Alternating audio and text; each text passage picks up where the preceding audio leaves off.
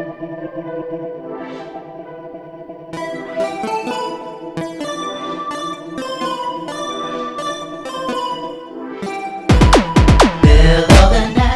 everyone and welcome back to Get Ginto It, the weekly music podcast where we focus on your favourite genres so you can do what moves you. I'm your host Corey Boswell, and on this week's episode we are going to be talking to Dean Burkitt and Adam King, the duo behind Manchester's hyperpop band PASTELENCE, very popular in the LGBTQ community. Hyperpop is a loosely defined music movement characterised by its exaggerated vocals and instrumental take on popular music. Artists who identify with the genre are known to combine elements of pop with their own avant-garde elements, as well as other genres such as electronic, hip-hop, and dance. This music movement is associated with the LGBTQ+ community, with their songs typically reflecting the joys, struggles, and overall lives of individuals within the community. Artists that are typically associated with the genre include that of 100 Gex, Dorian Electra, Charlie XCX, and Kim Petras. Today, we are going to be interviewing PASTELENCE and their take on the hyperpop genre, as well as looking at the typical audience for the hyperpop genre and what messages are communicated through the music of the genre itself. So, without further ado, let's get into it. So, thank you both for joining me today on Let's Get Into It. So, the very first question: how are you doing? I'm all right, thank you. How are you? I'm good, thank you. How are you? I'm fab, great. So let's just get right into it. Can you both give me an introduction to your band, just like a short, little brief introduction? Sure. We are called PASTELENCE. The name was Adam's idea, so that's why it's very witty. We are kind of a mismatch of our favourite types of electronica. Adam favours quite light, dancey, breezy, colourful music. I tend to gravitate towards something kind of darker, heavier, more layered, with lots of drama to it. And we decided that we could make something quite interesting, mashing up those two kinds of worlds together. And so we're born of quite a dark and light side. Yeah, so we're a two-piece audio-visual collaboration, I guess. Working more on the audio than the visual at the minute, I'd say. But my name's Adam, so at the minute I'm doing all the music, really, whilst Dean doesn't know what they're doing. Because I haven't got around to teaching them how to do it all yet. So yeah, good. So how would you describe your genre, and what is your genre, in fact, specifically? I'd probably say more like hyperpop, but like hyper goth. Okay. It's a little goth. Before this podcast started, you did tell me you were kind of a yin-yang dynamic, didn't you? Yeah, so kind of the name PASTELENCE comes from pastel and pestilence, so it's that kind of cutesy kind of pastel color thing mixed in with the spread of disease and dark, awful, meaningful life things. So it's the marriage between the two. It's very kind of yin and yang, because I'm more of a neon colored pastel sort of person, where Dean tends to be a sweaty little goth. I don't really know if there's a word for what we are. We are very much a mixed bag of different styles of electronica. There's some future pop in there, some art pop, noise rock. There's a bit of punk in there. There's quite a bit of dubstep in there, thanks to Adam. I like to lean into the heavier, darker, more gothy side of things. So there's plenty of good dark drama in there as well. So we're a mixed bag, to be honest with you, and it's kind of how we like it. Yeah, you've got like a nice variety of the music that you present. Yeah, and you've got a lot of ideas, and you've got a lot to work with. So how has music affected you personally? It can be either your music or it can be other artists' music, your general relationship with music.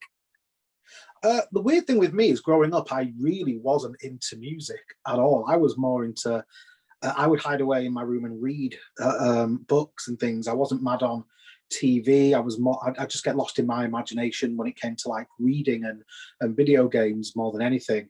Wasn't until, say, high school when I started noticing music and being introduced to music and really paying attention to it. And back then it was generally much more hard rock, metal, kind of goth, punk, those kinds of things.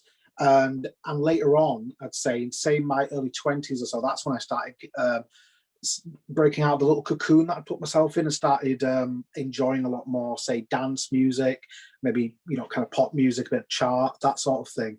And it's really affected me in a profound way, in that I love to sing.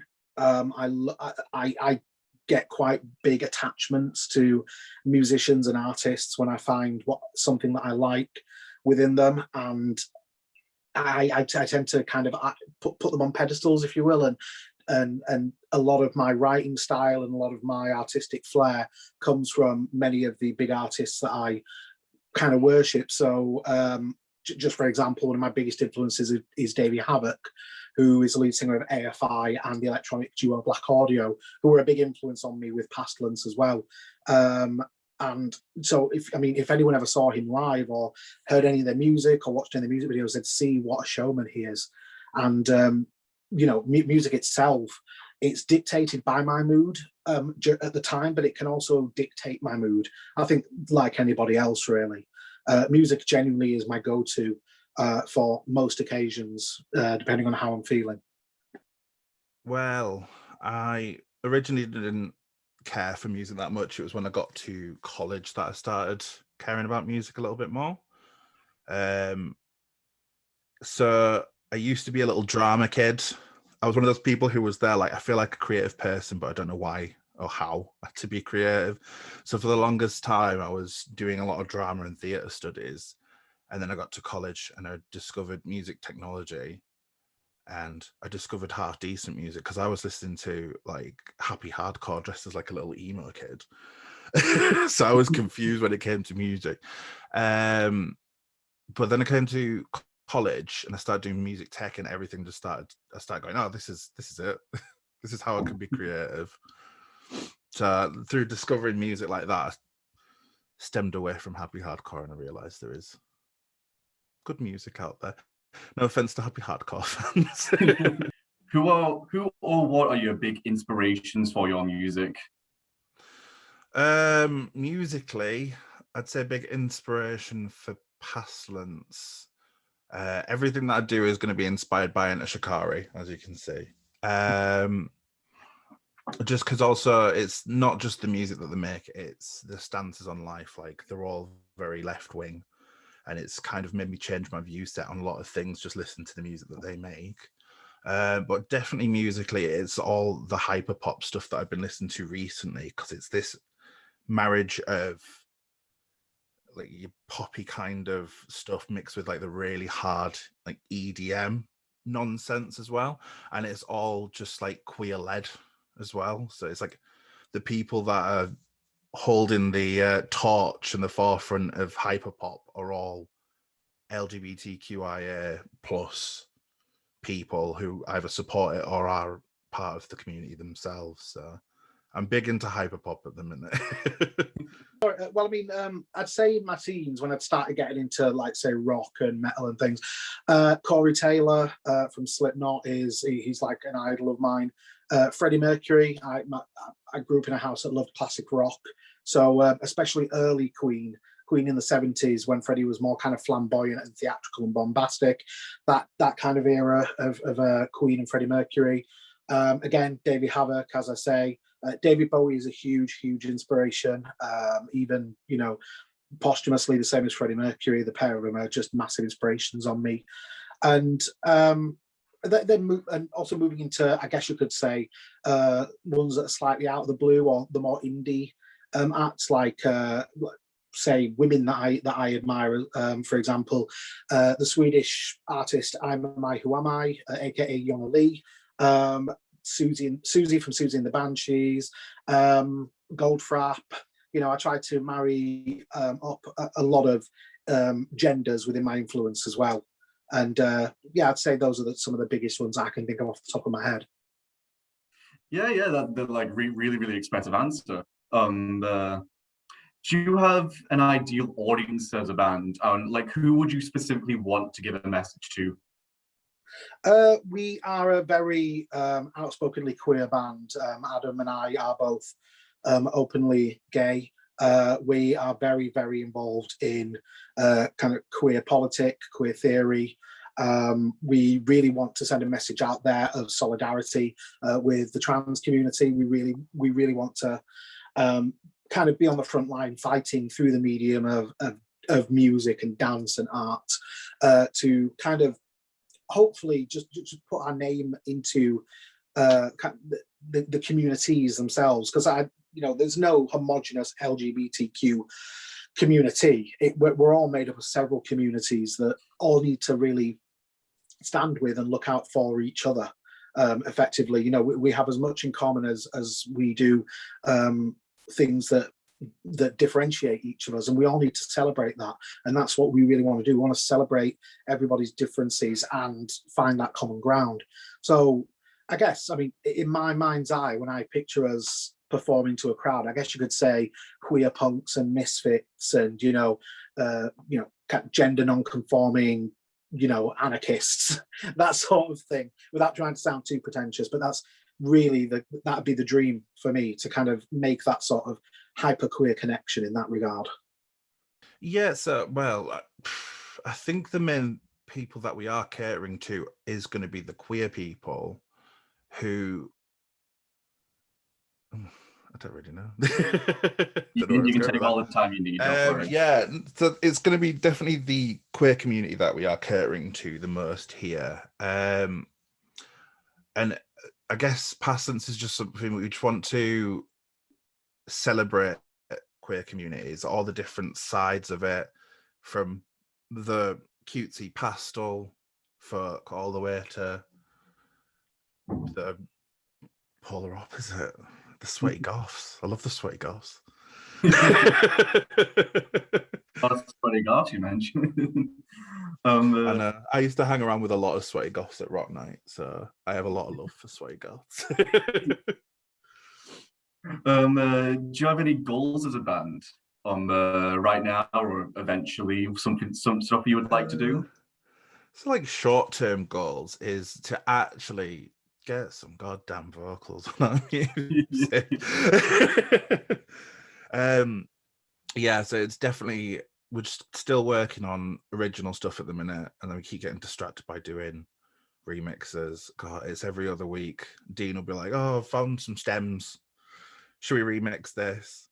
And then I'm there going, "I can't remix another one." No, so there's that. Long-term goals. I've always said that I'd like to. The main goal would be to play a small stage at a biggish festival. Like most people like main stage, but I'm like, nah, I'm all right with the smaller. Is there any like specific cities you'd want to perform in? Any particular stadium stage? Is there like an event like Gay Pride? Not really. I think, to be honest, I think the main focus would be prides, but then again, there are a lot of poppy prides out there, so I don't know if we'd be that welcome. All right. Oh God! Well, we're currently in the process of laying down lyrics and vocals to get an EP out there. We've already managed to do some things that we didn't even think we would have done within the first year of Pastelence, and that's we've already got remixes and mashups up online, including remixes that we've done for some of our friends groups like St. Lucifer, Astral Bodies, and and Still Forever, things like that. Deaf Neon, we've done remixes of their tracks, and they're up on, say, Spotify, Tidal, other streaming kind of platforms. Next stop is getting down our own original music in EP form. We've got mad kind of crazy dreams of working with and collaborating with other established, say, queer hyperpop artists. My big dream would be, say, Alice Glass, because I absolutely adore her. And if I could work with her even once, that'd be a dream come true. I know Adam would probably say Dorian Electra, Kim Petras, those types of, again, queer kind of hyperpop artists that are around right now. So yeah, that's, I get the dream really for us is very much in the creation and the experimentation of it, and putting out a product and hearing that end result and just kind of stepping back and going, we did that, and look who helped us do it. These people that we love and idolize. Those are the big aspirations for us. And if people want to come along for the ride, we would love that too. We'll celebrate with you. We'll get the beers in. Yeah. Very, very noble ambitions. Very very progressive ambitions as well. So moving on to, has the recent pandemic affected your music writing and your creative process, and how you even view music even? Well, I mean, we kind of really started pushing forward at the beginning of the first lockdown. Currently, distance between the two of us, with Adam being in Scarborough and me being in Salford, has proven that we haven't got the most ideal of setups in order to write and create together. So with the current creative process is that we come up with ideas and concepts and if I'm honest, just titles as well, and let them speak to us, and that kind of dictates into what the music is and what it sounds like, and we lay down the foundations for that, and then we build upon it. And some tracks can take quite I'd say, just like any other music group, one track can take quite a while, but it's about capturing those initial kind of keywords and the title and the focus it wanted to drive with them. How it's changed my relationship to music, it's become more important than ever, because I think, particularly during the first lockdown, the situation wasn't brilliant for me in terms of my mental health. Just like the flat where I was living was very small. There was no outdoor spaces to go to. We were all told stay indoors, don't go outside unless you 100% have to. And things just, it all got very difficult for me, as I'm sure it did a lot of people. So music was, again, like I said, it was one of those things that was my first choice, my first escape, to try and anchor myself, if you will, try and earth myself and tether myself down to reality, stopping my depression and anxiety running away with me. And I guess through that, just what music made me feel, that's what I want to do for others. It's what me and Adam want to do for us, is what music does to us and how it speaks to us and how important it is to us. We want to be that for others. When I've got time, because I've been a retail worker, so that's been fun. It's no different than usual. Obviously, I've been working a lot of extra shifts, so sometimes you feel motivated to do stuff when you're at work, and like, oh yeah, I'll do this when I get back, and then you're like, maybe not. So it's been a bit difficult on that front. Another difficult thing would be me and Dean need to actually get together in person and sort things out. So it's been a struggle in that, because if the day comes where we have to do like a live show, after we've done the bloody music, if we have to do a live show, we don't know what we're doing because we've not got together to sort out any sort of live show ideas. So yeah, we don't know what we're doing. No, that's absolutely fine. That's absolutely fine. And on to my next question. Is there any specific artists within your genre or people you look up to that you'd want to give mention to for people to listen to? Oh, absolutely.